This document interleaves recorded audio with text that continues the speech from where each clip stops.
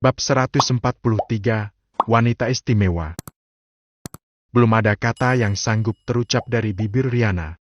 Seperti membeku, ia mematung dalam pelukan lelaki itu. Bahkan sekarang ia tak dapat berpikir dengan jernih. Bagaimana mungkin Galih secara tiba-tiba muncul di sini setelah perpisahan 5 tahun?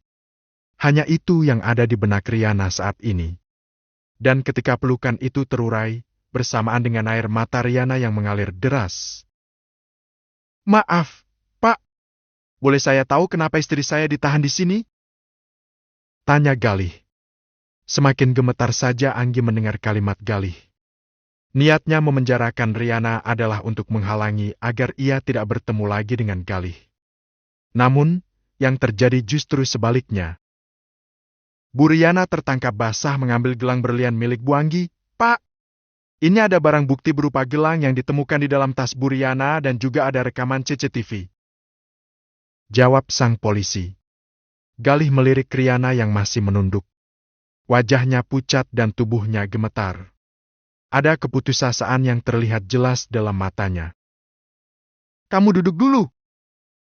Galih mendudukkan Riana ke kursi. "Saya boleh minta air putih?"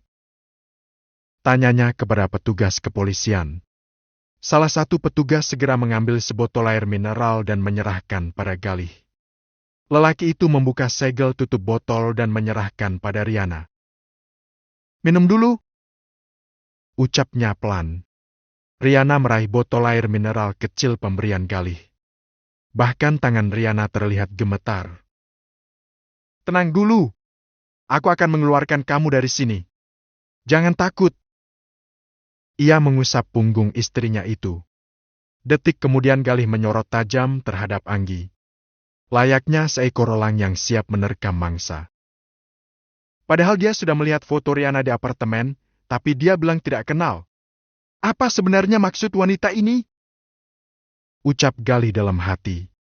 Galih menarik napas dalam-dalam. Berusaha menekan amarah. Jangan sampai emosi sesaat justru membuat keadaan lebih kacau. "Pak, Bu Riana ini adalah istri saya yang lama terpisah karena masalah dalam keluarga kami. Saya mohon maaf yang sebesar-besarnya atas kejadian ini. Saya yakin istri saya sedang kilaf karena anak kami sedang berada di rumah sakit dan butuh biaya operasi. Saya akan menjadi penjamin dan juga bersedia mengganti semua kerugian yang ditimbulkan dari kejadian ini." Lelaki berseragam itu mengangguk paham. "Saya mengerti, Pak. Kalau pihak pelapor bersedia, masalah ini bisa diselesaikan secara kekeluargaan sebelum diproses lebih jauh." Ia kembali melirik ke arah Anggi, membuat wanita itu tampak gelagapan. "Bagaimana, Bu Anggi?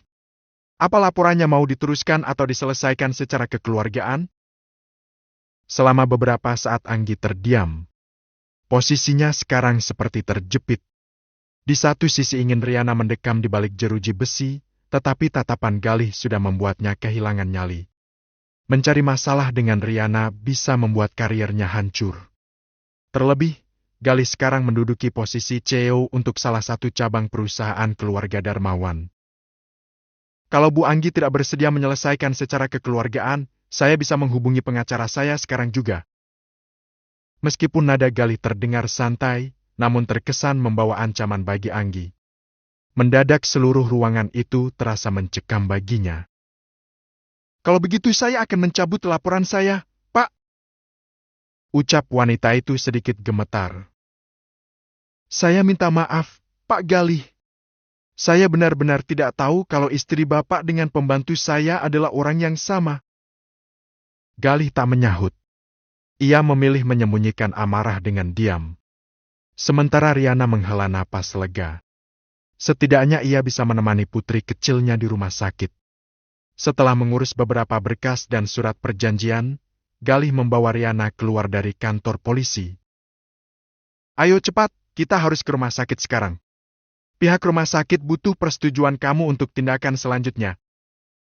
Galih membukakan pintu mobil bagian depan. Sepanjang perjalanan menuju rumah sakit, Riana terdiam.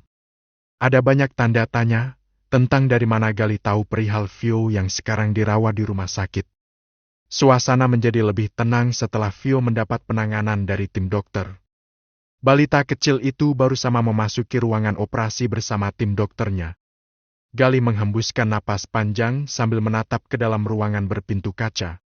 Mengirimkan ribuan doa agar operasi berjalan lancar dan Viola sembuh seperti sedia kala. Ketika membalikan tubuhnya, ia melirik Riana yang terduduk di kursi ruang tunggu dengan tatapan kosong. Perlahan Galih mendekat. Ingin rasanya ia peluk wanita itu demi melepas kerinduan, atau sekedar menenangkannya dari perasaan takut. Namun, ia benar-benar tidak berani. Pelukan di kantor polisi tadi pun ia lakukan tanpa sadar. Galih memilih duduk di samping Riana dengan memberi jarak satu kursi di antara mereka. Terima kasih sudah membantu aku hari ini. Akhirnya Riana membuka suara setelah beberapa saat terdiam. Dari mana kamu tahu Salvio? Galih tersenyum. Aku pertama kali bertemu dia di masjid beberapa hari lalu dan kami berkenalan. Dia anak yang manis. Tadi Raffi mendatangiku dan memintaku membeli semua keripiknya. Dia juga memberitahu kalau Vio mengalami kecelakaan.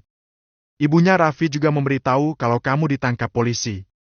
Aku baru tahu tadi di kantor polisi kalau ternyata kamu adalah ibunya. Aku khilaf dan tidak punya pilihan lain.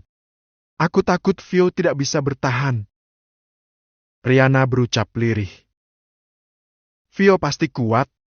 Kamu seorang ibu yang luar biasa karena memiliki anak istimewa seperti Vio. Hari itu aku belikan ayam goreng kesukaannya. Dia hanya makan setengah. Katanya, dia mau sisakan untuk bundanya buka puasa. Sepasang mata Riana terpejam bersamaan dengan cairan bening yang mengalir. Isak tangis kembali terdengar di ruangan itu. Ternyata paman baik hati yang selama ini dibicarakan Vio adalah Galih, ayahnya sendiri. Vio, doa Vio sudah terkabul untuk bertemu ayah. Vio harus kuat. Ucap Riana dalam hati. Galih melirik Riana yang masih terisak-isak. Ingin rasanya ia menanyakan kepada Riana perihal ayah kandung Vio, namun ia tahan. Saat ini Riana pasti sangat terpukul, dan ia tidak ingin menambah luka. Biar saja ia akan menanyakan nanti, setelah keadaan jauh lebih baik. Ketika mereka bisa bicara berdua dari hati ke hati. Galih tidak ingin kesalahan masa lalu terulang. Pembicaraan itu pun terputus saat terdengar langkah tergesa-gesa dari ujung lorong. Riana dan Galih menoleh ke sumber suara. Terlihat Iren yang berjalan dengan tergesa-gesa. Bagaimana Vio? Tanya wanita itu. Vio baru masuk, Ren. Terima kasih untuk semua bantuan kamu. Aku tidak tahu bagaimana jadinya kalau kamu tidak ada. Iren duduk di sisi Riana dan memeluknya. Kamu harus sabar dan ikhlas. Insya Allah Vio akan baik-baik saja. Riana mengangguk pelan. Aku mau ke depan sebentar. Kamu mau titip sesuatu? Tanya Galih, sambil berdiri meninggalkan tempat duduknya. Sambil menggeleng, Riana menjawab. Tidak, terima kasih. Galih pun memilih keluar sebentar. Ia harus segera menghubungi Alfian dan Aileen untuk memberi tahu perihal Riana yang sudah ia temukan. Hari ini entah sudah berapa puluh panggilan tidak terjawab dari Aileen yang tidak sempat ia jawab.